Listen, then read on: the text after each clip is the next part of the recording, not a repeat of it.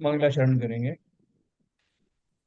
ओम नमः सिद्धेभ्यः जय श्री ओम नमः सिद्धेभ्यः जय श्री ओम नमः सिद्धेभ्यः। मंगलम भगवान वीरो मंगलम गौतमो गणे मंगलम कुंद कुंदाद्यो जैन धर्मोस्तु मंगलम। सर्वमंगल मांगल्यम सर्व कल्याण कारकम प्रधानम सर्वधर्माणां जैनम जयतु शासनम।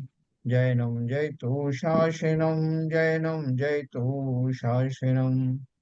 नमः समय साराय स्वानुभूत्या चकासते चित स्वभावाय भावाय सर्वभावांतरच्छिदे।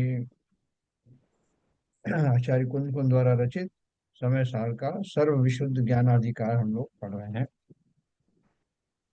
जिसमें हमने परसों तक जो कुछ पढ़ा था उसमें जीव के या आत्मा के कर्तृत्व भोक्तृत्व दोनों भाव नहीं होते, यानी पर का कुछ भी ना वो करता है ना पर को भोगता है।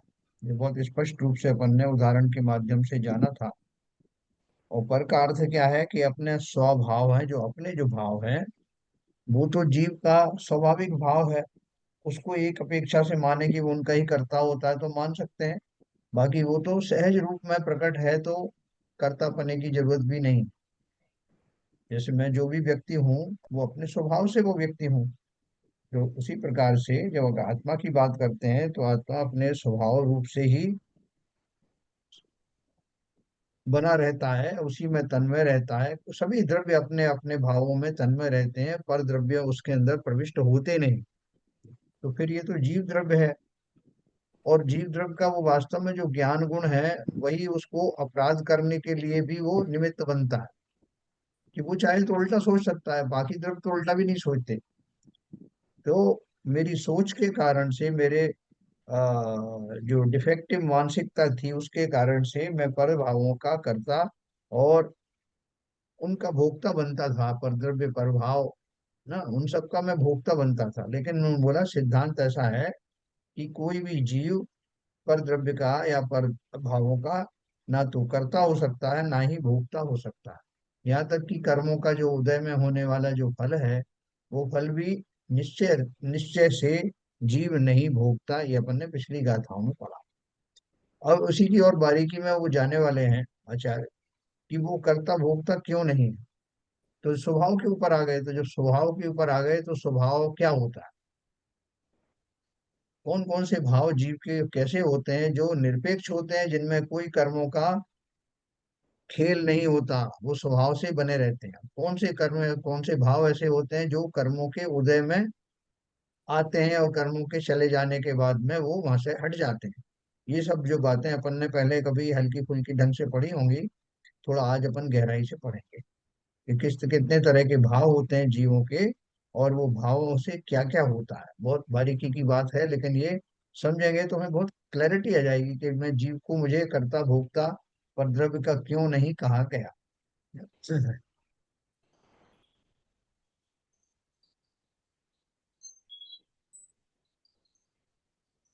देखो अपन ने कल परसों तक यहाँ ये पढ़ा था।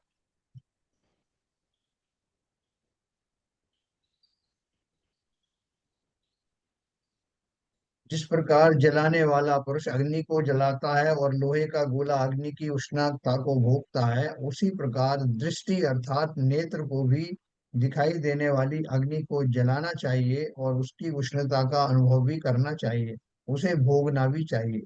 पर ऐसा नहीं होता। अपितु अग्नि को देखने वाला नेत्र मात्र उसे देखता ही है, जलाता नहीं और जलन का अनुभव भी नहीं करता।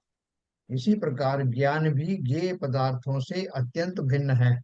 ना ज्ञान सबको जानता है, निरपेक्ष भाव से जान सकता है। उनमें इन्वॉल्व होना, राग द्वेष होना जरूरी थोड़ी कि उसको राग द्वेष पूर्वक ही जाने। तो ज्ञान भी ज्ञेय पदार्थों से अत्यंत भिन्न है और इसी कारण वह ज्ञेय पदार्थों को करने और भोगने में पूर्णतः असमर्थ है। हम हमारी ऐसी एक भ्रम होता है। इस कारण वह ज्ञान ज्ञेय पदार्थों का कर्ता भोक्ता नहीं है, किंतु ज्ञेयों को जानने का स्वभाव वाला होने से वह ज्ञान ज्ञेय रूप कर्मबंध कर्मोदय निर्जरा एवं मोक्ष को मात्र जानता ही है, उनका कर्ता भोक्ता नहीं होता। ये समझ जितने भी है, सात तत्व कह लो, नौ पदार्थ कह लो, कर्म सिद्धांत कह लो, कर्मों का उदय कह लो, निर्जरा कह लो, मोक्ष कह लो, ये सारे जीव के लिए ये ही हैं। उन दशाओं को जीव जानता है। निर्जरा किसे कहते हैं, मोक्ष किसे कहते हैं, न कर्मोदय क्या होता है, कर्मंत क्या होता है, जीव जानता कैसे है, दो तरह से जानता। एक तो हम और आप जानते हैं, जिन्होंने शास्त्रों के माध्यम से पढ़ा है, या कुछ अपना थोड़ा बुद्धि के विवेक के स्तर पर उसका चिंतन किया है, हम उस तरह से जानते हैं। और एक जानना कैसा है कि ज्ञानियों को जानने में जो आता है वो पूर्ण स्पष्ट रूप से जानते हैं, कि उनकी मान्यता भी वैसी है, जो जाना वैसा ही है, ऐसा उनके श्रद्धा के लेवल पर पक्का बना रहता है। तो बोल रहे हैं कि वास्तव में तो वो जो उनकी जो श्रद्धा है वही सम्यक है, और उस श्रद्धा के अनुसार ही जीव इन सब कुभावों को जानता भर है। और जानने के कारण, अगर वो ज्ञानी हो गया तो जानने के कारण उसमें विश्वास करेगा। विश्वास करेगा, अब जैसे मुझे कर्म का सिद्धांत मालूम हो गया कि भाई क्या करने से कर्म का बंध होता है, क्या करने से जो मैं खूटी पर्यायों में जाता हूँ, क्या करने से मैं अच्छी पर्याय में जाता हूँ, ये मुझे विश्वास हो गया, तो मेरा आचरण भी वैसा हो जाएगा ना। मैं अपना नुकसान थोड़ी करना चाहूंगा कि मैं जानते हुए भी फिर अपने पैरों में कुल्हाड़ी मारूं। तो इसलिए ये जो ज्ञानी उसे ही कहते हैं जो ज्ञान के लेवल पर और श्रद्धा के लेवल पर जो भी कर्म सिद्धांत हैं, जो भी सृष्टि के नए सिद्धांत हैं, उनको भली भांति जानता, पहचानता, और श्रद्धा के लेवल पर वैसा ही मानता हुआ आगे बढ़ता है, और वो उसके आचरण में भी धीरे धीरे आने लगता है। अब क्या बोलते हैं आचार्य जयसेन 319वीं गाथा की व्याख्या करते समय, ज्ञानी के साथ निर्विकल्प समाधि में स्थित विशेषण का प्रयोग करते हैं, है ना। उन्होंने एक और एक तरीका बताया समझाने का, कि भोगने का अर्थ क्या है। ज्ञानी के साथ निर्विकल्प समाधि में स्थित विशेषण का प्रयोग करते हैं, और नहीं भोगने का अर्थ तन्मय होकर नहीं भोगना करते हैं, तथा वे सर्वत्र नय का प्रयोग तो करते ही हैं। यहाँ भी लिखते हैं कि निश्चय नय से कर्मों को ना तो करते हैं और ना तन्मय होकर भोगते ही हैं। अपन ये बात पढ़ी थी पहले कि कर्मों को करना जो अपन बोलते हैं कि जीव ने इतने इतने कर्म किए, इतने कर्मों का बंध किया, वो सब क्या व्यवहार से है। निश्चय से अर्थात निश्चय का अर्थ क्या है, कि जीव का जो स्वभाव है, वो स्वभाव इतना शुद्ध निर्मल होता है कि उसमें किसी कर्म के लिए निमित्त बनना भी स्वीकार्य नहीं है। शुद्ध स्वभाव जो है वो कर्मों का निमित्त भी नहीं बनता, नहीं तो अशुद्ध भावों के कारण वो निमित्त बनता है, जिसे हम कर्ता कह देते हैं कि मैंने ही कर्ता कर्म बनाए। और न तन्मय होकर भोगते हैं। इसी तरह से जीव कभी भी निश्चय न से उन कर्मों को भोगता नहीं। कल अपन ने एक उदाहरण पढ़ी थी परसों, कि जैसे स्वर्गों के जो सुख भोगने की बात आती है, स्वर्गन के सुख भोग कर पावे मोक्ष निदान, अपन ऐसे पढ़ते हैं ना। तो अपन क्या सोचते हैं कि साहब ये काम बढ़िया हो गया, मोक्ष जाने से पहले मैंने स्वर्ग के भोगों का भी जो है वो स्वाद ले लिया, जिससे बाद में मुझे कोई मलाल नहीं रहे कि वो तो किया ही नहीं तुमने, मोक्ष जाके और बैठ गए। तो ये आपने अच्छा कर दिया कि दोनों हाथ में लड्डू दे दिए मेरे, अब मैं जो स्वर्ग के सुख भोगता हुआ जाऊंगा। फिर कोई ये कह नहीं सकता कि तुमने भोग भोगे क्या वहां के, मुक्त तो आ गए। तो वो क्या है, वो एक व्यवहार की बात है कि जब जीव मोक्ष दशा को प्राप्त होता है तो संसार की चीजें संसार में ही छोड़कर आता है। तो जो भी कुछ भोगादि की है या स्वर्ग आदि की प्राप्ति है, वो सारे जो उसके पुण्य के उदय में थे, और पुण्य और पाप दोनों ही छूट जाते हैं तभी मुक्त होता है। तो इसलिए कहा जाता है कि जो कुछ तुम्हारे बचा कुचा हिसाब किताब है संसार का, पुण्य या पाप रूप में, वो सब यहीं रह जाता है, और उसके बाद में वो शुद्ध दशा प्रकट होती है जो तुम्हें मोक्ष की ओर ले जाती है। तो इसलिए वो जो कहा वो कॉम्प्लीमेंट्री नहीं है कि करे वाह स्वर्ग के सुख भी भोगने को मिलेंगे, और ये नहीं। ये इसमें एक सिद्धांत छिपा हुआ है कि जो कुछ संसार की चीजें थी, पुण्य पाप आदि थे, वो सब छोड़ते हुए यही छूट जाने वाले, उनका फल वल सब पूरा इनकैशमेंट हो जाता है, और फिर जीव मोक्ष को जाता है। तो इसलिए वो जो भोगना है, मोक्ष के स्वर्ग के सुखों का भोगना है, वो खाली भ्रम है। वो काहे के सुख है, वो तो पुण्य पाप का हिसाब है कि भाई आपने जितना इतना पैसा दिया था ये आप वापस ले लो, इसका इससे लिया था इसको दे दो, ये सारे कर्जे हटाओ, खत्म करो और ऋण मुक्त हो जाओ। तो उसी तरह से ये जो सो काइंड कर्म का उदय है, या जो सुख है या भोग है, वो सब व्यवहार की बातें हैं। क्यों? शरीर के माध्यम से ही मैं उन्हें भोगता हूँ। शरीर के माध्यम से ही पंचेंद्रिय के भोगों को भोगा जाता है, और पुण्य आदि के निमित्त से वो भोग मिलते हैं। तो वो सारे जो भोगने की जो बात है वो व्यवहार से है, करना भी व्यवहार से ही है। निश्चय से तो जीव अपने स्वभाव का ही आनंद लेता है, वही निश्चय नय से लिया जाने वाला सुख है ना। ये बहुत क्लैरिटी के साथ हमें मालूम होना चाहिए कि वास्तविक सुख क्या है। समस्त जन संसार के जितने भी द्रव्य हैं, है ना, एक तोता है, उसको आप पिंजरे में बंद कर देते हो, बिल्ली है, उसको आप एक घर के अंदर में रखते हो, बड़ा अच्छा उसके लिए आपने वातावरण बनाया, अच्छा सुगंधित उसको जो एक कमरा दे दिया, उसमें वो रह रही है, सब कुछ है, हाँ, भोजन आदि का इंतजाम भी कर दिया, लेकिन फिर भी वो जीव जो है वो जितना स्वतंत्र होकर के सुखी महसूस करता है, उतना उन चार दीवारी के अंदर नहीं करता। स्वतंत्रता किसी को भी सुहाती नहीं है। ठीक उसी प्रकार से मेरे स्वभाव की जो अनुभूति है, जो सुख है, सुख से प्राप्त, स्वभाव से प्राप्त होने वाली जो सुख है, उसका कोई मुकाबला नहीं। वही नैसर्गिक है, वही स्वाभाविक है, वही प्राकृतिक है, और वो सभी द्रव्यों पर लागू होता है। तो इसलिए दो सिद्धांत हमको मिले कि जीव पर का कुछ ना करता है ना भोगता है। जो भी संसार में कर्ता भोक्तापना है वो व्यवहार से कहा जाता है, और जो सुख की जो अनुभूति होती है जीव को, वो स्वभावगत होती है। लेकिन ये स्वभावगत होने में और संसारी दशा होने पर जो भाव होते हैं उनमें क्या फर्क है? आपने तो एक लाइन में कह दिया साहब, उसकी अनुभूति होती है, कैसे होती है, क्यों होती है? तो इस बात की जो पकड़ है, 53 प्रकार के भाव होते हैं। आज अपन उसकी थोड़ा सा इंट्रोडक्शन पढ़ेंगे, तो हमको बहुत सारी चीजें समझ में आएंगी रहस्य क्या है। तो ये उन्होंने लिखा कि निश्चय नय से ना तो हम कर्मों को ना तो करते हैं, ना तन्मय होकर भोगते ही हैं। तन्मय का अर्थ मैंने आपको बताया कि समस्त जीव अपने अपने भावों में तन्मय होते हैं। जो उनके भाव होते हैं उनके अतिरिक्त और दूसरे कोई भी भाव, वो तन्मयता को प्राप्त नहीं होते, उनमें मग्नता से प्राप्त नहीं होते। 320 की गाथा की टीका में लिखते हैं कि न केवल दृष्टि अपितु क्षय ज्ञान भी निश्चय नय से कर्मों का अकारक और अवेदक ही है ना। दृष्टि तो है ही, और जो ज्ञान है उसके साथ में जो सम्यक ज्ञान है, वो कैसा सम्यक ज्ञान है? क्षयिक हो गया है, जो अब हटने वाला नहीं है। क्षयिक तो उसका विशेषण है। तो कहा जाए तो सम्यक ज्ञान जो है वो निश्चय नय से कर्मों का अकारक और अवेदक ही है। ज्ञान थोड़ी कर्मों का बंद करता है। हाँ बोलिए, कुछ पूछ रहे हैं?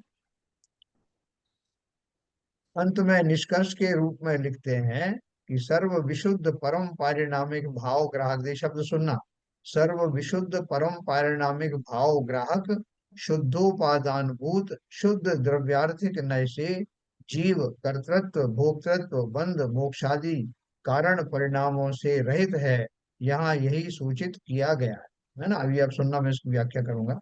ध्यान देने योग्य बात यह है कि आत्मख्याति में संदुक्षण शब्द का प्रयोग है, जिसका अर्थ होता है सुलगना, प्रज्वलित होना।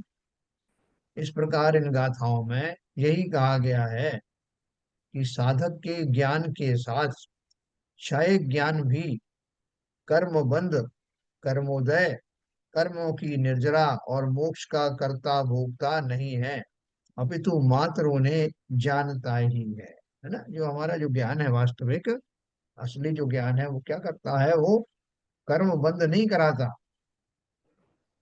है ना, वो कुछ भी कराता नहीं है।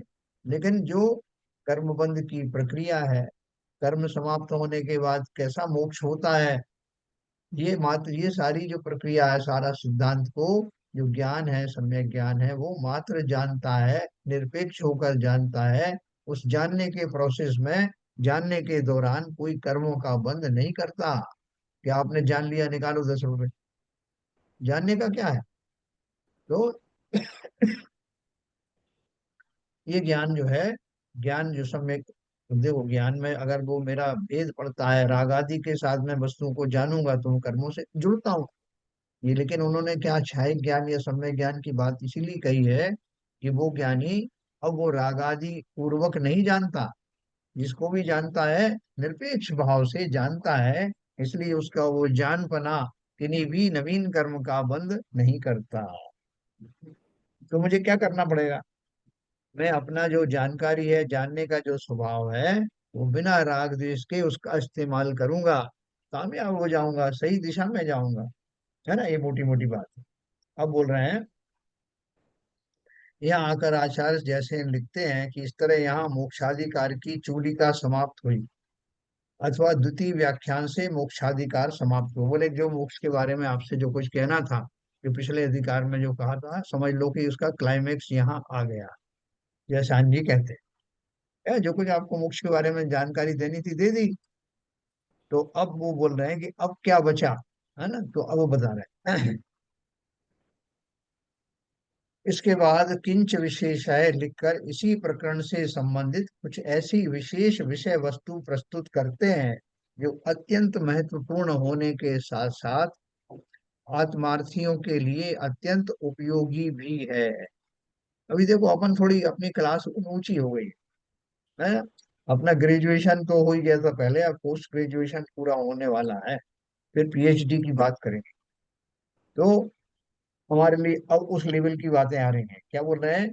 यद्यपि यह विषय वस्तु 320वीं गाथा के उपरांत ही आई है, तथापि यह 320वीं गाथा की टीका नहीं है, क्योंकि 320 की गाथा की टीका समाप्त करके अधिकार की समाप्ति की घोषणा करने के उपरांत एक प्रकार से परिशिष्ट के रूप में ही आचार्य जयसेन ने यह सामग्री प्रस्तुत की है, इसलिए यह एक सब स्वतंत्र प्रकरण है। तो बोल रहे हैं अब जो बताने जा रहे हैं उसको अब ये फिलहाल आप कोई किसी से अटैच मत करना पिछली गाथाओं से, इसको आप स्वतंत्र रूप से सुनना, फिर कनेक्ट करेंगे। उस उक्त विषय वस्तु का भावानुवाद मूलतः इस प्रकार। अब यह विचारते हैं कि औपशमिक आदि पांच भावों में से मोक्ष किस भाव से होता है। उक्त पांच भावों में औपशमिक भाव, क्षयोपशमिक भाव, क्षयिक भाव और औदिक भाव, ये चार भाव तो पर्याय रूप हैं, और शुद्ध पारिणामिक भाव द्रव्य रूप है। पदार्थ परस्पर सापेक्ष द्रव्य पर्यायमय है। देखो अभी मैं आपको इनका अर्थ बता दूं। ये पुस्तक है भाव दीपिका। ये हमने कभी पढ़ी थी, मंदिर जी में तो पढ़ी थी कि मुझे याद नहीं है। ये भाव दीपिका है, पंडित कालदीप चंद जी कासलीवाल ने इसको लिखा है। इसका मुख्य जैसा नाम है भाव दीपिका वही है। तो इसमें देखो, उसमें से मैं आपको कुछ उदाहरण दे के बताऊंगा जिससे ये आपको वो सरल हो जाएगा। यहाँ क्या कहा? जीव के सामान्य भाव पांच हैं। सामान्य भाव कौन से पांच हैं? पहला पारिणामिक भाव, दूसरा औदिक भाव जो इसमें भी दिए हुए हैं, तीसरा क्षयोपशमिक भाव, चौथा औपशमिक भाव और पांचवा क्षयिक भाव। ये पांच तरह की कैटेगरी के भाव जीव को होते हैं। ठीक है। अब देखो, जिनमें कर्मों की कोई भी अपेक्षा नहीं, यानी ऐसे भाव जो बिना कर्मों के निमित्त कर्मों को बीच में लाए बिना ही जो भाव होते हैं, ऐसे स्वकीय परम भाव अनादि अनंत जीव का जो निज स्वरूप है, उसे पारिणामिक भाव कहते हैं। जो मैं आपसे स्वभाव स्वभाव चिल्ला रहा हूँ ना, कि जीव का स्वभाव ऐसा है, जीव स्वभाव में रहता है, जीव स्वभाव में रहने के कारण ही सुखी रहता है, वो स्वभाव है क्या?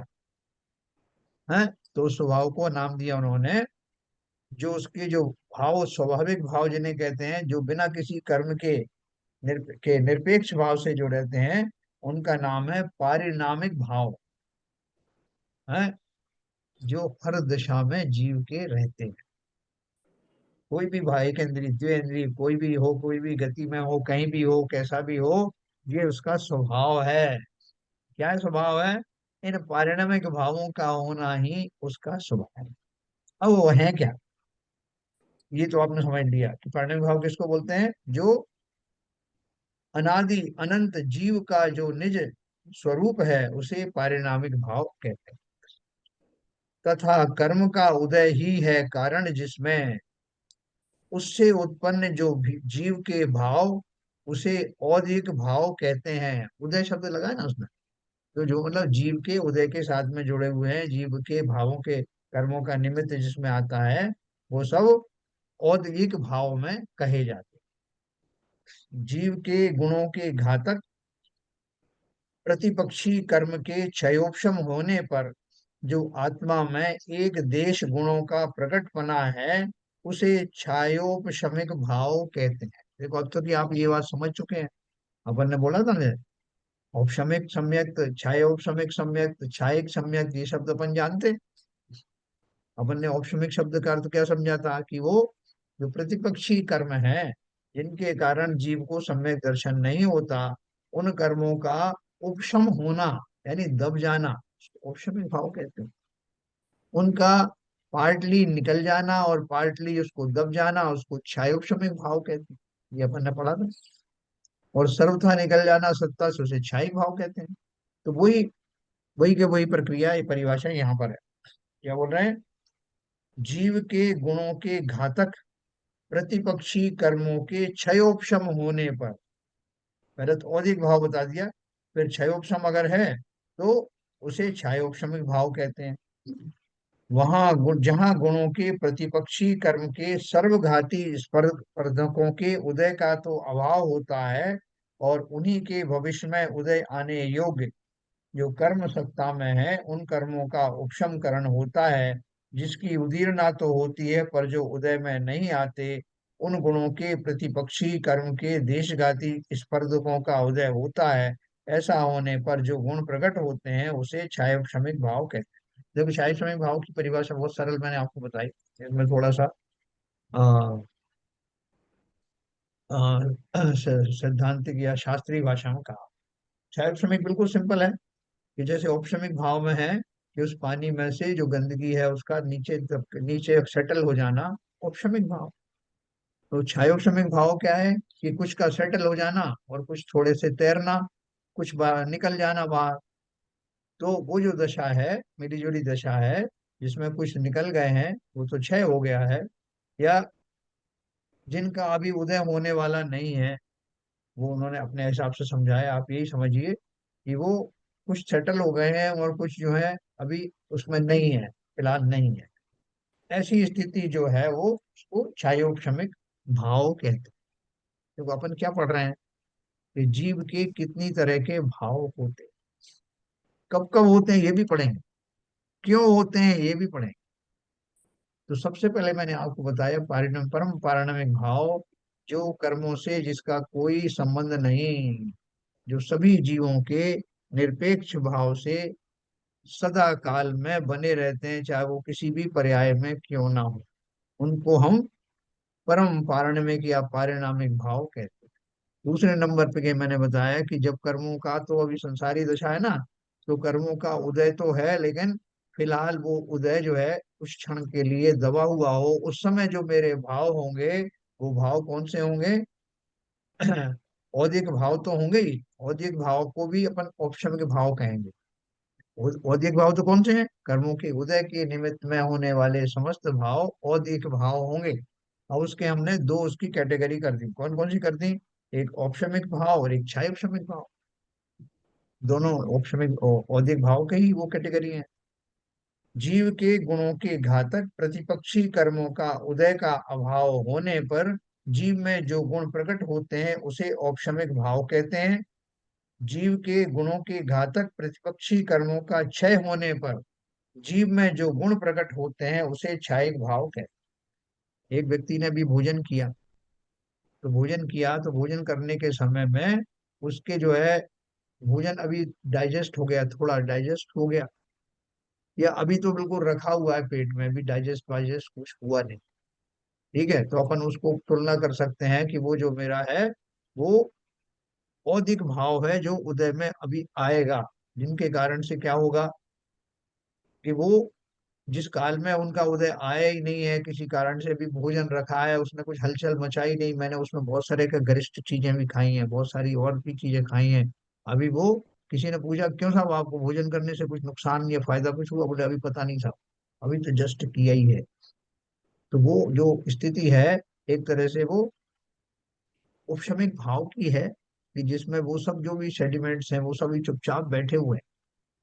फिर अब क्या हुआ कि आधा भोजन पच गया, आधा अभी पचने जा रहा है। ठीक है, तो वो जो स्थिति है, मैं बहुत मोटा क्रूड समझाने के लिए बता रहा हूँ, तो वो जो स्थिति है वो क्षयोपशमिक भाव के समकक्ष है। उस समय जैसे उनके जो पार्टिकल्स हैं उनका जो बिहेवियर होगा वो उस जाति का होगा।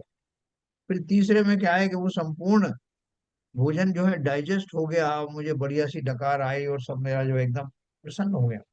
लेकिन ये जो मेरी प्रसन्नता थी वो किससे रिलेटेड है? ये मेरी स्वाभाविक वाली नहीं थी। वो भोजन जो पड़ा हुआ था, उसकी वजह से थोड़ा सा मैं बेचैनी से महसूस कर रहा था, वो अभी डाइजेस्ट हो गया और जो सेटल हुआ, जो फाइनल जो स्थिति आई उसमें मुझे किंचित अच्छा लगा। तो बोले भाई साहब अभी आप अच्छे प्रसन्न दिखाई दे रहे हैं क्या? बोले साहब भोजन जो है अभी डाइजेस्ट हुआ है, अच्छी सी डकार आई है, अब ये बढ़िया हो गया। तो ये तीनों प्रकार के भावों में वो भोजन रूपी या कर्म आदि की प्रेजेंस मौजूद है, उनसे रिलेटेड है। एक में जब वो भोजन डाइजेस्ट हो गया तो मैंने कह दिया कि वो कर्म चले गए, चले गए मतलब उनके जाने के बाद में होने वाली जो दशा है वो भी एक तरह की जीव के भावों की दशा है। तो मैंने आपसे चार तरह की दशाएं बताई। पहली दशा कौन सी बताई? जो मेरी सदा काल रहने वाली, जिनमें कोई कर्मों का कोई चक्कर नहीं, वो पारिणामिक भाव है। दूसरे मैंने आपको भोजन के माध्यम से तीन भाव बताए। पहले तो एक कैटेगरी बताई, औदिक भाव मतलब उदय को लेकर के वो सब हुआ है ना। और उदय भाव के बाद में फिर उनकी मैंने कैटेगरी बताई आपको, औपशमिक, औछाइक और छायिक।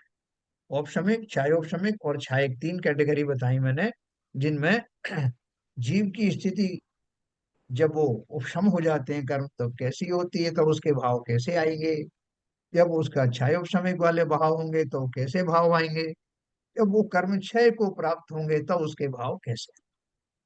तो मैंने आपको ये इस तरह के पांच भाव बताए हैं, जीव के गुणों के घातक हो गया। इस प्रकार ये पांच सामान्य भाव जानना। ठीक है, अब इन पांच भावों के विशेष 53 भाव कहते हैं। इनके और जो भेद कितने हैं? 53। यानी आप सुनना, बहुत इंटरेस्टिंग सब्जेक्ट है ये। क्यों इंटरेस्टिंग है? क्योंकि ये 53 प्रकार के भाव मैं करता हूँ, हैं। और मुझे, हम एक जैसी बात करते तभी सब, जीव को अच्छे भाव करना चाहिए, जीव को बुरे भाव, ये तो मोटे मोटे बात है, स्थूल कथन है। अभी अपन तो पीएचडी करने वाले हैं ना, तो हमको बारीक मालूम होना चाहिए कि अच्छे भाव से मतलब क्या, कौन सी दशाओं में होने वाले भाव किस तरह के होते हैं, वो क्या करते हैं, ये हमको मालूम हो गया तो सारा खेल निबट गया। 53 प्रकार के भाव कौन से? ये पांच सामान्य भाव जानना। अब इन पांच भावों के विशेष 53 भाव कहते हैं। जो पारिणमिक भाव मैंने आपको बताए थे, पारिणमिक भाव मतलब स्वाभाविक भाव, वो तीन तरह के होते हैं। कौन सा होता है? जीवत्व, भव्यत्व और अभव्यत्व। ये अपन ने पहले पढ़ा। जीवत्व भाव, जिससे वो जीव जीता है, जीने पने का जो उसमें वो शक्ति होती है, जीवत शक्ति होती है, वो जीवत्व भाव है। फिर भव्यत्व और अभव्यत्व, ये दो कैटेगरी कैसी हैं? ये स्वाभाविक हैं। जब हम अभव्य की बात करते हैं तो हम चिंताग्रस्त हो जाते हैं। किसके लिए? एक तो स्व के लिए कि भैया पता है मैं भव्य हूं कि नहीं हूं, ये बताओ जल्दी से पहले, तब तो मैं शास्त्र पढ़ूं, नहीं तो बंद कर दूं। और दूसरा होता है अभव्यत्व, जो बाकी सारे खेल तमाशे देखेगा करेगा, नवमे ग्रेवेक तक भी हो आएगा, लेकिन सम्यक दर्शन को प्राप्त नहीं होगा, इसलिए उसको मोक्ष भी प्राप्त नहीं होगा। तो ये तीन तरह की नेचुरल कैटेगरी हैं, इनको किसी ने बनाया नहीं है। ये किसी अपराध की जननी नहीं है कि वो जीव अभव्य क्यों है, क्योंकि वो उसकी नैसर्गिक दशा है, उसी जाति का वो है। मैंने मूंग की बात करी ना कई बार, एक मूंग तो ऐसी होती है जो उबल जाती है, लेकिन एक मूंग ऐसी है जो कभी वो सींचती नहीं है। तो वो अभव्य जाति का मूंग होती है, अपन उसका कुछ नहीं करते, अलग कर देते हैं। तो जीव के तीन भाव हुए। एक जीवत भाव, जिस भाव के कारण जीव जीता है, जीव में जीवपना है, वो जीवत्व भाव सभी जीवों में होता है, उसको भी बताऊंगा आप। फिर दूसरा भव्यत्व भाव है, जो भी भव्य हैं, उन भव्य जीवों में भव्य पने की जो गुण है वो भी नैसर्गिक है, किसी ने दिया नहीं है, किसी से मांगा नहीं गया है, कहीं से क्रिएट नहीं किया गया है। और तीसरा है अभव्यत्व। ये तीन भाव कैसे हैं? तीन भाव आते हैं पारिणामिक भावों में, है ना। तो ये तीन भाव अभी मैं आपको सब कैटेगरी समझा दूंगा वो शॉर्ट में, अभी 5-7 मिनट में, उसके बाद में अपन इसकी चर्चा करेंगे। और आपको भले ही अभी आपको लग रहा होगा कि कहाँ फंसा दिया आपने, कहाँ उलझा दिया इतना, लेकिन आपको धीरे धीरे करके इसमें रस आएगा। पारिणामिक भाव के तीन भेद मैंने आपको बताया, जीवत्व, भव्यत्व, अभव्यत्व। अब औदिक भाव, औदिक भाव कौन कौन से होते हैं, है ना, जिनके कारण से उदय होता है, वो कौन कौन से भाव होते हैं? चार गति, चार कषाय, तीन वेद, छह लेशा, मिथ्यात्व, अज्ञान, असंयम और असिद्धत्व, ऐसे 21 भेद हुए इसके औदिक भावों के। यानी जो भाव किसी न किसी कर्म के कारण होते हैं वो, हाँ, कर्म के कारण बनते हैं और उदय में आते हैं, उदय में आते हैं। तो औदिक भाव है ना, उदय में आते हैं। तो उदय में कैसे आएंगे? अब आप जो है वो तिरंज जाति में उत्पन्न हो गए, तो तिरंज जाति में भी सिंह बन गए। तो अब सिंह बन गए तो सिंह की जाति के भाव आपको आएंगे कि नहीं आए? तब तो सिंह कहलाएगा। उसके उस तरह की क्रूरता, उस तरह की मानसिकता और उस तरह का उसका जो व्यवहार, वो सब जो है उसको इसी कारण से आएगा क्योंकि वो उस गति में विद्यमान है। फिर उसकी कछाएं कैसी चल रही हैं, हमेशा एक जैसा नहीं रहेगा। सिंह हमेशा ही जो है शिकार करने के मूड में नहीं रहेगा, कभी शांत भी रहेगा। तो ये सब मिला करके जो परिस्थितियां हैं, परिस्थिति जन्य ये औदिक भाव हैं, उनके भेद उन्होंने 21 बताए हैं। मैं 53 भेद का विश्लेषण कर रहा हूँ। तो 21 भेद कौन से हुए? चार गतियां। कौन सी हैं चार गतियां? हाँ हाँ, देव, त्रियंश, मनुष्य और नारकी। ये चार गति, चार कषाय कौन से हैं? क्रोध, मान, माया। लोग। और वेद कितने हैं? तीन, स्त्री वेद, पुरुष वेद और नपुंसक वेद। छह लेश्याएं हैं। कौन कौन सी लेश्याएं हैं, किसी को याद हो तो बताएं। कृष्ण नील कापोत पीत पद्म शुक्ल। Very good Nishu, very.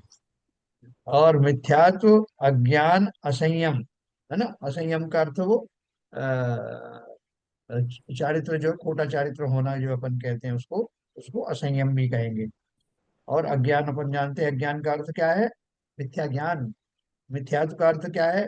मिथ्या श्रद्धा, है ना। श्रद्धा खोटा होना, उसे अपन मिथ्यात्व कहते हैं। ज्ञान खोटा होना अज्ञान कहते हैं। चारित्र खोटा होना असंयम कहते हैं। और असिद्धत्व, यानी जिस भाव के कारण जीव को सिद्धपना प्राप्त नहीं होता, वो एक भेद वो भी है। ऐसे टोटल मिला के 4 + 4 8, 3 11 6 17, 3 20 और एक असिद्धत्व, ऐसे 21 भेद हुए। किसके हुए 21 भेद? और एक भावों के। अर्थात अपन जो चिल्लाते रहते हैं साहब ये कर्मों की दशा है, कर्मों की दशा के कारण होता है, तो उसकी बारीकी बता रहे हैं कि वो कर्मों की दशा के कारण क्या क्या स्टेजेस होती हैं, कहाँ कहाँ जाकर के वो कर्मों का किस रूप में उदय होता है। एक उदय तो ये हुआ कि मैं नरक में चला गया, ये चार गतियों में से किसी भी गति में चला गया, कर्म का उदय वो है। एक एक मेरे अभी क्रोध आ रहा था, अभी क्रोध तो हट गया साहब, लेकिन अब मायाचारी शुरू हो गई है। ये अब लोग लोभ की परिणति हो गई है। इस तरह के जो चारों के छाए बदल बदल करके वो उनका उदय आने लगता है। तो वो चार आपका कषाय हो गई। वेद का मतलब यही है कि स्त्री, पुरुष और नपुंसक वेद, मतलब उस तरह की आकांक्षाएं होना। तीन प्रकार की आकांक्षाएं होती है ना। स्त्री वेद के कारण पुरुषों के प्रति, पुरुष वेद के कारण स्त्रियों के प्रति, नपुंसक वेद के कारण दोनों के प्रति होने वाले जो वासना रूपी भाव होते हैं वो वेदों के निमित्त से होते हैं। फिर हमने पढ़ा था लेशा, छह लेशा जैसे भी निशु ने बताई है। लेशा मतलब मेरे भावों का और योग का जो संगम है ना, वो कषाय का और योग का जो संगम है उसके अनुरूप जो नील कापोत, कृष्ण नील कापोत, पीत पद्म और शुक्ल आदि जो लेशाएं होती हैं, यानी वो उस तरह के जो भाव बनते हैं उसमें लेशा भाव आता है, अपन वो जानते हैं। फिर और क्या दशाएं हैं जिनके कारण ये कर्मों का उदय होता है? मिथ्यात्व एक है ना। अभी जैसे मेरे जितने भी भाव हो रहे हैं, अभी मेरे मेरे को जब ये ज्ञान हो जाएगा और मैं महाराज के पास जाऊंगा, तो महाराज से पूछूंगा कि महाराज मेरे से ऐसे ऐसे अपराध हो गए हैं और वो मेरे मिथ्यात्व दशा में हुए, तो मैं ये कह पाऊंगा ना कि मैंने ऐसा ऐसा मिथ्यात्व के कारण ऐसा सोचा था, ऐसा पाया था, ऐसा किया था। इसका अर्थ क्या है कि मिथ्यात्व दशा में मेरे भाव भी अलग प्रकार के होते हैं।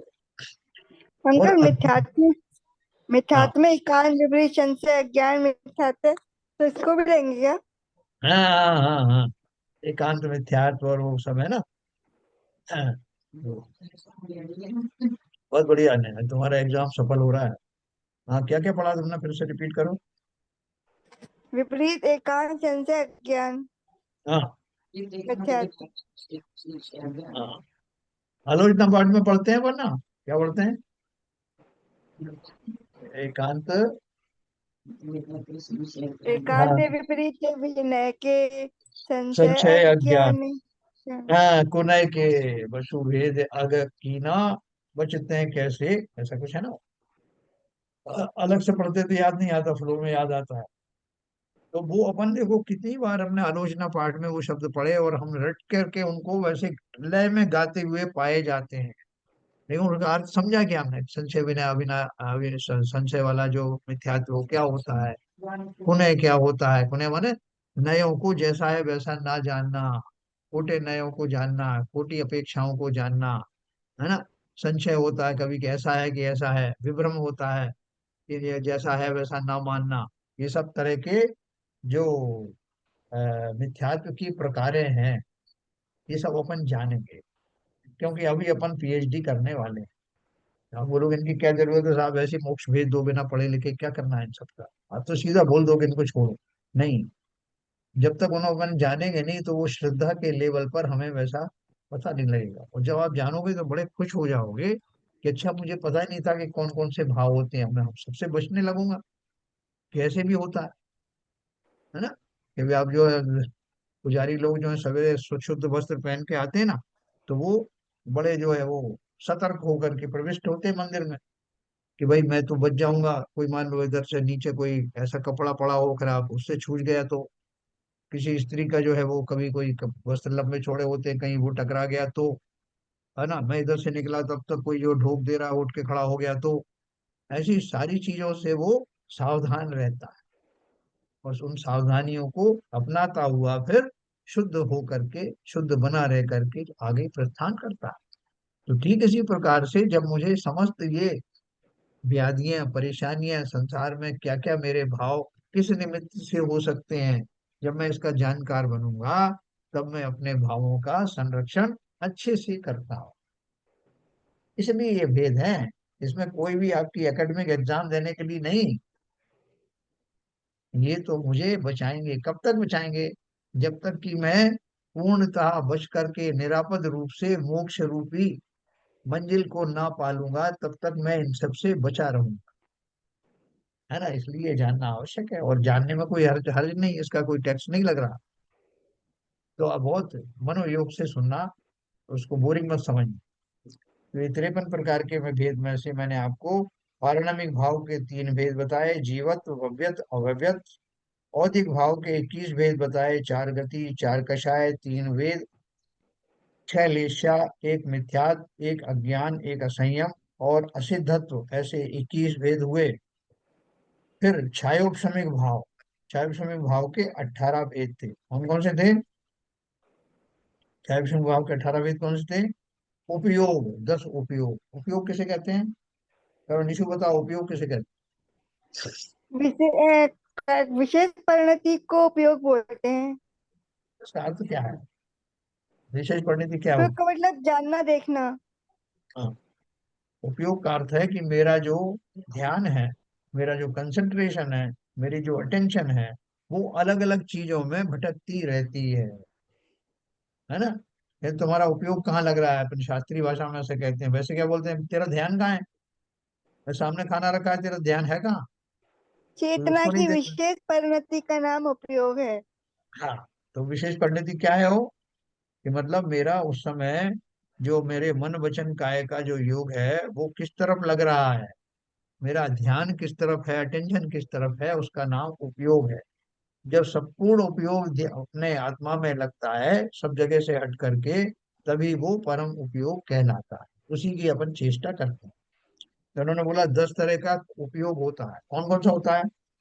कुमति ज्ञान, कुश्रुत ज्ञान, कुअवधि ज्ञान, ये तीन तो कुज्ञान। और चार सुज्ञान है, मति ज्ञान, श्रुत ज्ञान, अवधि ज्ञान, मने पर्याय ज्ञान। और तीन दर्शन है, चक्षु दर्शन, अचक्षु दर्शन, अवधि दर्शन। ठीक है, तो इस तरह से ये 10 तरह का उपयोग हो गया। तो पांच छायो, ये तो सब एक हो गया। फिर उसके बाद छायोग समेत लब्धि, दान लाभ भोग उपभोग वीर, छायोग समेत सम्यक्त, छायोग समेत चारित्र, देश संयम, ऐसे ये 18 भेद हुए हैं। 18 भेद कौन कौन से हुए? 10 उपयोग, 5 छायोग समेत लब्धि, और उसके बाद में छायोग समेत सम्यक्त, सम्यक चारित्र और देश संयम। इनका विस्तार मैं आपको कल बताऊंगा अगर जरूरत होगी आपको तो, नहीं तो मैं शॉर्ट में आपको समझा दूंगा। ये छायोग समेत भाव हैं। इन इन प्रक्रियाओं में इस तरह के उपयोग के माध्यम से, अर्थात मेरा जब अटेंशन इधर उधर जाती है, तो ये 18 प्रकार के भावों का एक ग्रुप बनता है। वो ग्रुप जो है वो क्षायोग समेत भाव कहे जाते हैं।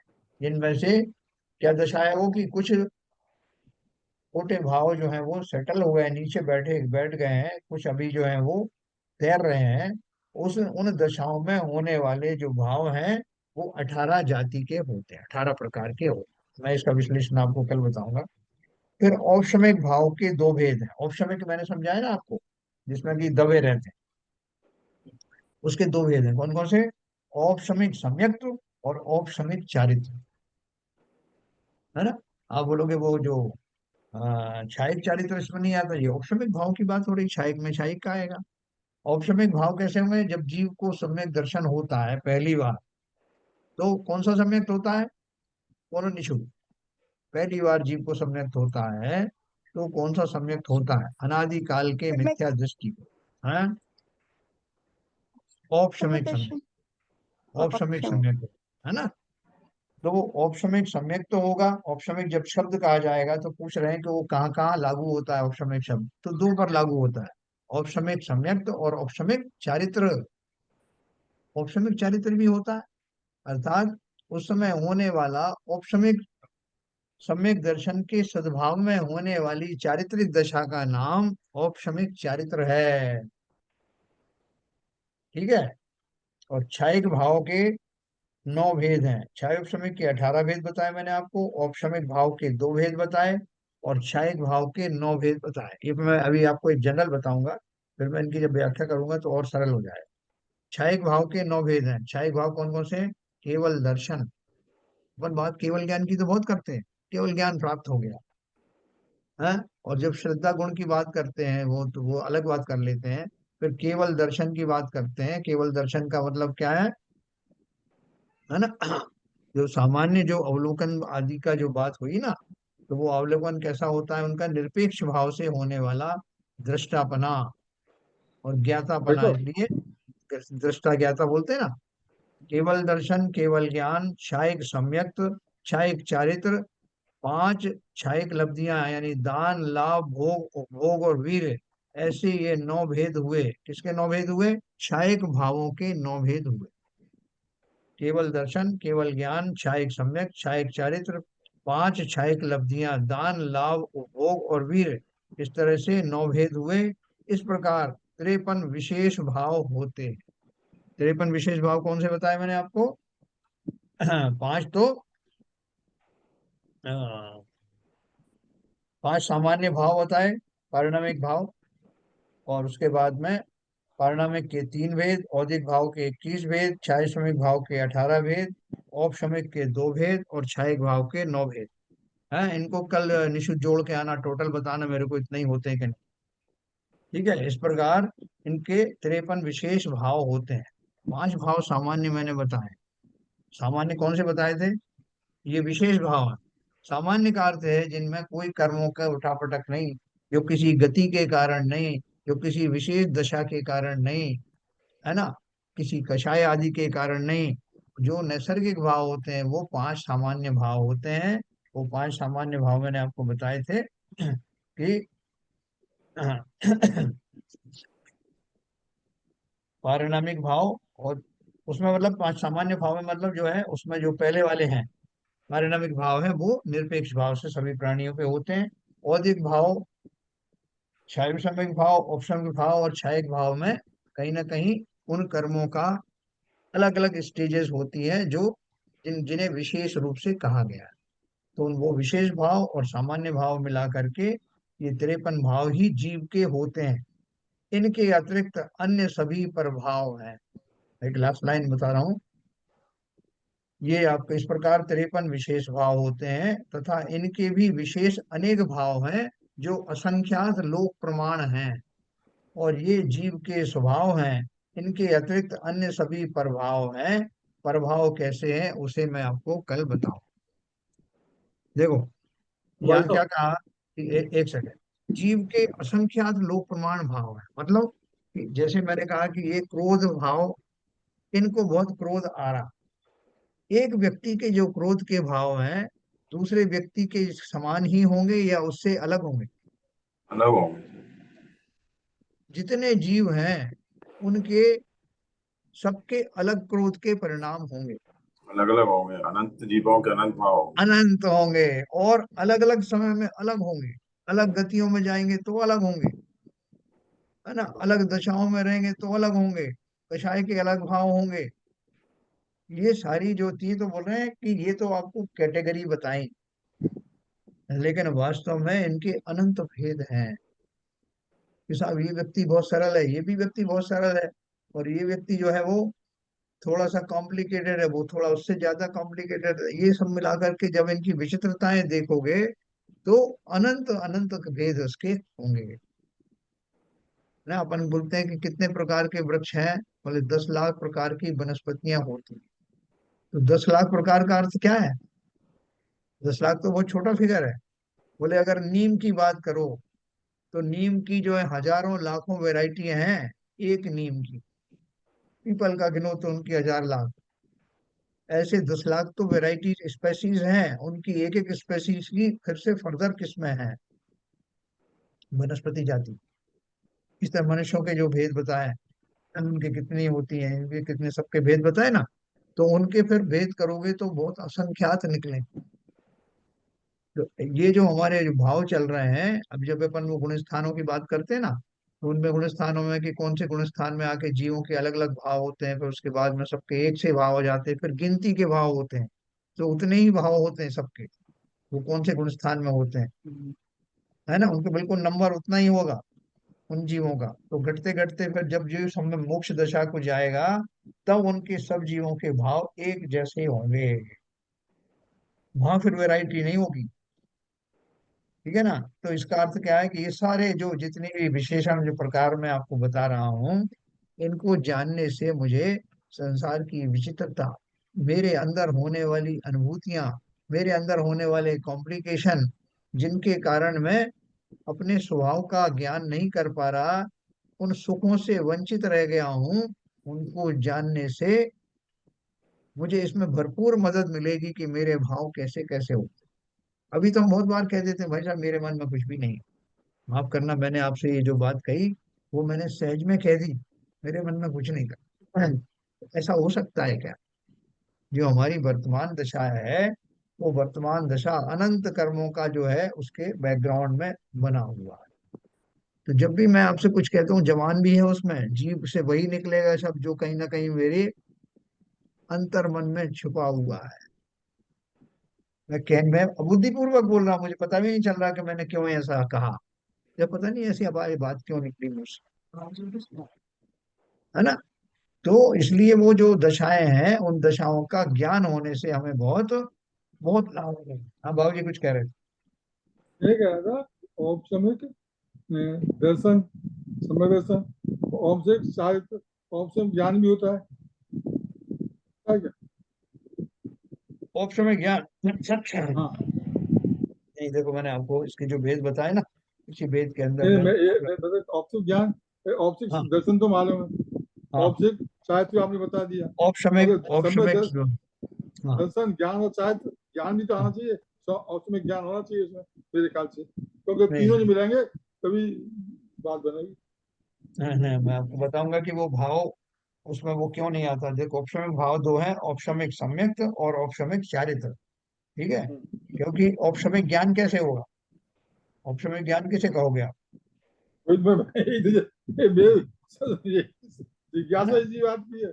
हाँ, तो ये जो क्षायक श्रमिक भाव है, क्षायक श्रमिक भाव में वो सब कैटेगरी आती है, जो उसमें मति ज्ञान, श्रुत ज्ञान, मन पर्याय ज्ञान, जो सब वो उसमें आएगा।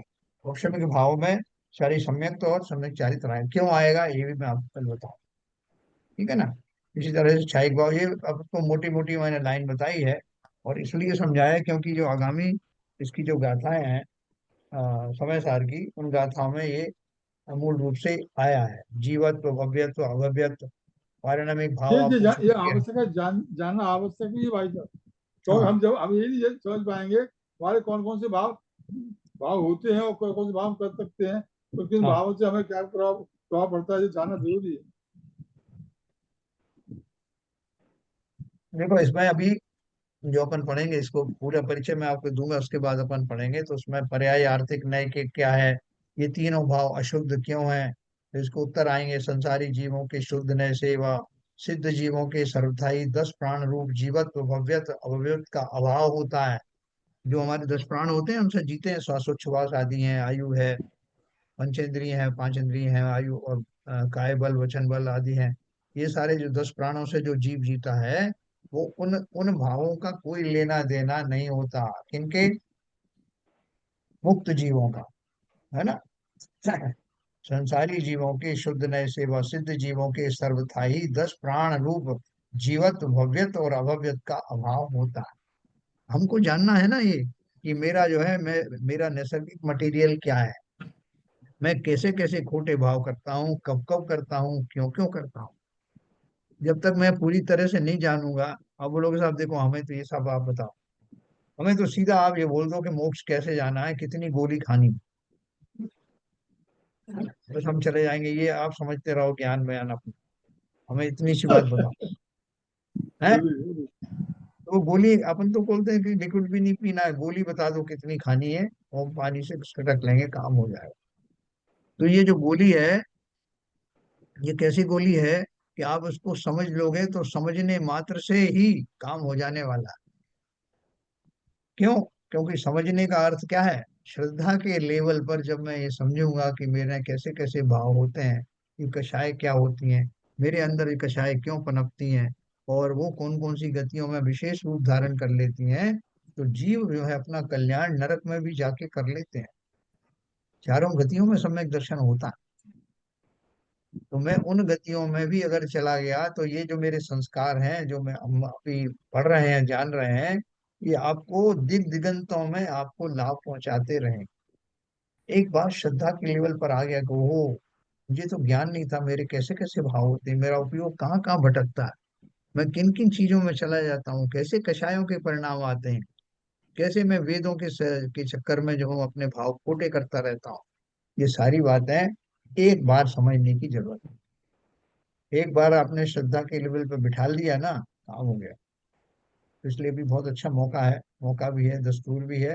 अपन इसको, ये जो टॉपिक आया है, इसको मैं कोशिश करूंगा कि अच्छे से आपको समझा पाऊँ। वैसे तो डॉक्टर उज्ज्वला शाह ने इसके ऊपर पूरी एक सीडी बनाई है, भाव के ऊपर, ये भाव दीपिका करके इतनी बड़ी किताब बनाई है इन्होंने, दीपचंद कासलीवाल जी ने। तो लेकिन एक सबके पास में इतना समय भी नहीं होगा और इतना इंटरेस्ट भी नहीं होगा, तो अपन इसको शॉर्ट में पढ़ेंगे। एक दो दिन के अंदर में अपन इसको पूरी तरह समझ लेंगे। और अभी किसी को कोई भ्रम हो तो बताएं इसके बारे में, कि भाव वगैरह क्या है, ऐसे हो सकता है क्या, भाव अलग हो सकते हैं क्या, किसी को कुछ लग रहा है ऐसा। ललित जी नहीं है आज। चलें जी, ये कुछ थोड़ा सा आपको हाँ, बैकग्राउंड समझ में आया। नहीं देखो अभी काफी गूढ़ चल रहा है, लेकिन इतना कह सकता हूँ जैसे भावों में हमारे जब कर्मों का कुछ आ, आ जाता है, तो जो हाँ भाव हैं अभी अच्छे भाव हैं वो भी उस टाइम में भाव जो चेंज हो जाते हैं। अच्छा करते हुए भी, मंदिर में बैठे हुए भी, पूजा करते हुए भी, या कोई ऐसा जैसे अपन पूजा कर रहे हैं, अच्छे भाव लगे हुए, अचानक कोई बात कोई दिख गया और उससे जुड़ा हुआ कुछ बुरा और उस टाइम खराब याद आ गया, तो भाव चेंज हो जाते हैं। बराबर हम्म। बराबर। तो देखो अभी अपन इसको ऐसे वेग जैसे जानते हैं, बहुत क्लैरिटी के साथ नहीं जानते। साहब कोई आ गया होगा, कोई भाव ऐसा, कोई कर्म का उदय आ गया होगा साहब, तो ऐसा हो गया होगा। तो ये एक इस तरह से जानना, इग्नोरेंट होकर के जानना, और एक विशेष रूप से जानना। जब जीव जाता है किसी मुनिराज के पास, पूछता है कि महाराज मेरे पे मेरा ऐसा भाव क्यों हुआ। अब राजा श्रृंग गया तो राजा श्रृंग ने पूछा महाराज से कि महाराज मुझे ऐसा भाव क्यों आया कि वो आपके गले में ये सर्प डाल दूं और ये करूं मैं करूं। मोटा मोटा तौर पे तो मैं जानता हूँ कि मैं आपको नीचा दिखाना चाहता था, लेकिन इसकी बारीकी भी तो बताओ कि मेरा ये इसी भाव में इस तरह का भाव क्यों आया। मेरा आपके साथ क्या संबंध था, चेलना से मेरा क्या संबंध था, मैंने ऐसा ही क्यों किया, बाद में मेरा ऐसा ही क्यों। आप पूछो एक एक प्रश्न, सबका उत्तर है। तो ये जो एक सबसे बढ़िया बात तो क्या है कि मेरे जो परम पारणामिक भाव हैं, जो किसी कर्मों के मोहताज नहीं हैं, वो सभी जीवों के सामान्य रूप से पाए जाते हैं, और इन भावों के कारण ही उनको जीव द्रव्य कहा जाता है ना। वो भाव जो है कौन से हैं, जीवत्व, भव्यत, अभव्यत। अपन ने तीन कैटेगरी पढ़ी, और उसके बाद 53 भाव हमने जो पढ़े, इसको मैं एक एक आध दिन में पूरा समेटूंगा, वो बहुत सूक्ष्मता से भी बता दूंगा, और ज्यादा टाइम भी नहीं लगेगा। तो समझने से हमको जो लाभ होंगे वो भी मैं आपको बताऊंगा। ठीक है सर। अभी आपको थोड़ा लग रहा होगा कि कुछ कठिन शब्द आ गए हैं, लेकिन ये आपको आराम से समझ में आएगा। भाई साहब जी। मुनिराज और उनके उनके दोनों जीवों का किसी किसी भाव में कोई संबंध नहीं रहा होगा, इसी वजह से इन्होंने नाक डाला उसके ऊपर। ये भी बिल्कुल तो हो सकता है। बिल्कुल, वही तो मैंने ये भी हिंट तो दिया आपको। वही मैंने हिंट दिया, आपका आपका हमारा सबका भी पूरा का कुछ संबंध है। हाँ बिल्कुल सही बात है, वो तो है ही। हाँ। कभी कभी कभी कोई जीव किसी जीव से जो संवाद करता है या बात होती है या जो भावनाओं का परिवर्तन ये होता लो। है, हाँ। निश्चित ही हम किसी किसी भाव में कभी आपस में मिले होंगे, कोई भाव बने होंगे, देखो ये लेकिन ये जो। निश्चित है। हाँ अभी बोलो। अभी इतना तो समझ में आया है कि जैसे कोई भी भाव बनते हैं, अच्छे बनते हैं, बुरे बनते हैं, या कैसे भी बनते हैं, लेकिन समता से देखते हुए चलना है, क्योंकि उसमें उलझते हैं तो हमारे खोटे परिणाम हो जाते हैं, और वो जो उसमें कर्मों में बढ़ जाते हैं। और कोई भी जैसे भाव आता है, उसका कुछ ना कुछ आने वाले जो आपका निमित्त बनना है, आने वाला कुछ अच्छा और कुछ बुरा बनने वाला, उसका वो एक निमित्त होता है। तो उसको एक मतलब कभी-कभी ऐसा लगता है कि ये अरे यार ऐसा कैसा हो गया मेरे को? लेकिन उसकी उसकी वजह से हो सकता है कि कुछ मेरे और कुछ अच्छा कुछ होने वाला है। तो बिल्कुल। कभी भी कोई खराब नहीं होता, भाव कोई भी जो है, आया है, करा है, वो खराब नहीं होता, बस उसको देखने में जो समता रहनी चाहिए बस उसको। देखो आपने बहुत बड़ी बात कही। अगर राजा श्रेणिक जो है वो यशोधर मुनिराज के गले में सर्प नहीं डालता, और तो उसे जो है धर्मोपदेश का वो आशीर्वाद नहीं मिलता, उसको रियलाइज नहीं होता, और वो उसको सम्यक दर्शन की प्राप्ति नहीं होती, और उसके जो कर्म है वो और लंबे तक उदय में चलते रहते, और वो कभी भी आगे की भूमिका का निर्वाह नहीं कर सकता था। नरक से निकल करके वो क्या बनने वाला है अपन सब जानते हैं, और कैसे मुक्ति को प्राप्त होगा। ये सारी बहुत ही बार सीक्वेंस है। बहुत ही बार गिल्टी कॉन्शियस होने से हमारे कुछ कार्य चेंज हो जाते हैं। बहुत चेंज होता है, बहुत चेंज। और जो निमित्त निमित्तिक संबंध है बहुत दूर तक जाते हैं एक दूसरे के। देखो यहाँ तक कि जो पिक्चरें बनती है ना, अनजाने में ही उनके जो लिखने वाले हैं, गीत लिखने वाले हैं, उसकी जो कहानी लिखने वाले हैं, उनमें से कौन से जो ज्ञानी है कि सब सम्यक दृष्टि लिख रहे हैं, लेकिन अपने आप ही अनजाने में ही वैसा हो जाता है। वो एक पिक्चर आई थी ना, आ गले लग जा, उसका गाना था ना, तेरा मुझसे है पहले का नाता कोई, यूं ही नहीं दिल कोई, यूं ही नहीं दिल लगाता कोई, ऐसा कुछ है। तो वो अनजाने में ही आया, उनको थोड़ी मालूम था कि ये कर्म सिद्धांत क्या होता है ना। और एक वो जो था जिसमें कि वो बड़े दुखी होकर के गाना गाता है, वो हीरो कहता है, कस्में वादे प्यार वफा सब बातें हैं बातों का क्या, कोई किसी का नहीं है जग में, नाते हैं नातों का। लिखने वाले बोलने वाले कोई मुस्लिम है, कोई कोई है, उन्होंने कैसे गाने किए, कैसे लिख दिए, कैसे उनको ये भाव आए, इसका अर्थ ये है कि वो ऊपर ऊपर की संप्रदाय अलग होती हैं, ऊपर के धर्मादि अलग हो सकते हैं, लेकिन जीव के जो नैसर्गिक भाव हैं वो अपनी जगह सब में समान बने रहते हैं। है ना? इस बात को बहुत अच्छे से ध्यान में रखना। सभी जीवों का जो पारिणामिक भाव है एक जैसे होते हैं, और वो भाव जो है शाश्वत होते हैं। उनके कारण ही जीव जीव बना रहता है।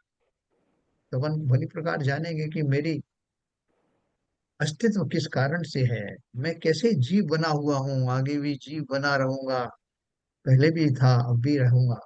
ऐसे जो भाव हैं उनमें कौन कौन सी जाति के भाव मेरे कब कब होते हैं, कौन कौन सी जाति में होंगे। त्रियंचों में रहूंगा तो त्रियंच वाले भाव होंगे, मायाचारी वाले भाव रहेंगे।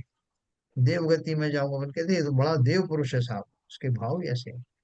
तो वो कैसे होते हैं? क्षेत्र संबंधी, गति संबंधी, ये सारे भाव जीव के बदलते हैं। तो इनको जानने से हमें बहुत सांत्वना मिलेगी, और अपना जो आचरण है ऐसा क्यों हो रहा है उसकी भी हम लिंक बिठा सकते हैं। सीवी जन साहब कुछ कहना चाहेंगे? ये भावों का तो हर समय परिवर्तन होता रहता है, विभिन्न विभिन्न परिस्थितियों में आते रहते हैं, जाते रहते हैं। अब जैसा शैलेंद्र जी ने कहा कि जब तक आप उनमें समता भाव नहीं रखेंगे तो दोबारा वो उनके कर्म बंद होते चले। चलिए, तो जिनवाणी स्तुति के लिए कोई है हमारे पास? संजय प्रकाश जी हैं।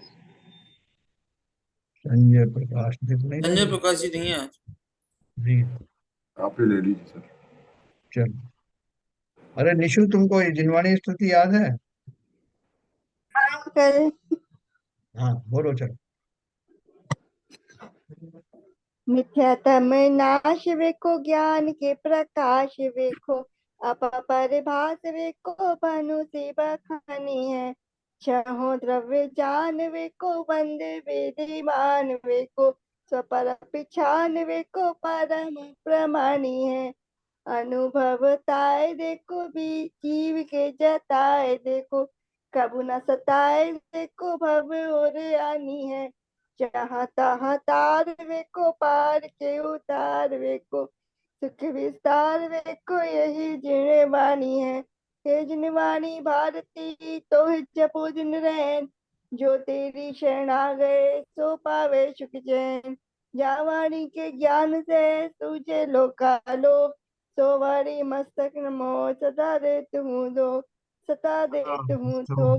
जिनवाणी माता की जय। जय जय।